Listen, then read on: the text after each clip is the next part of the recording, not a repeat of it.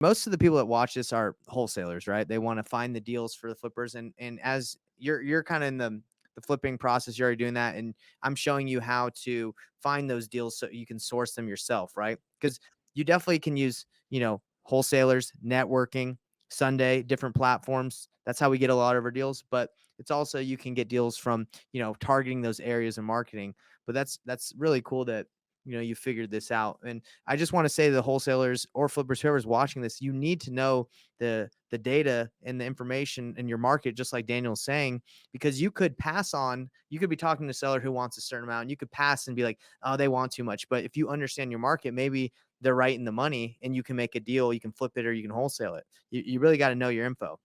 Yeah, exactly. And I think, it's so interesting because a lot of the deals that I picked up from wholesalers, I'm gonna be honest with you, are probably deals that were mispriced because the wholesaler didn't know that, like, for example, the house that's the cosmetic one, it's right on the border. I mean, like the last street of the Walton School District, right? The next street over is Wheeler, and Mhm. so maybe they knew or didn't know, which school district it fell into, and they underpriced the house, right? And so when they sent it out, I was like, holy guacamole, these are the stats, what they're asking, mine. Just I'll take it. Like I walked it 30 seconds, make sure the house wasn't falling over. I was like, yeah, this is mine.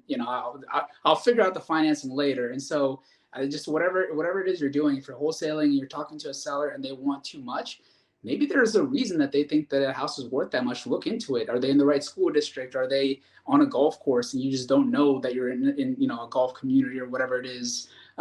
Maybe they are asking too much for it, or maybe someone asking for 400 when that house really should be 600, and suddenly you've got a windfall profit. But the more you know as a wholesaler going into it, I think the better prepared you'll be to either walk away from the deal or jump all over it. Dude, and you got a great competitive advantage because you're like zoned in, locked in on an area, and you know that, and you're getting to know it extremely well. A downfall of a lot of wholesalers, including like kind of what we do, is we do nationwide, right? So we target multiple areas, hoping we can get leads at cheaper costs, which is true. If you target another area, it gets a little bit more expensive. But with pay per click, we target the like different states.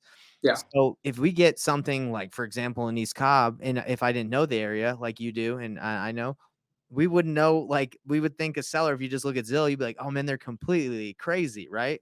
But yeah. So I think there's a lot to learn from your experience in this podcast, that being really niche or knowing an area, specific area really well is powerful, super powerful.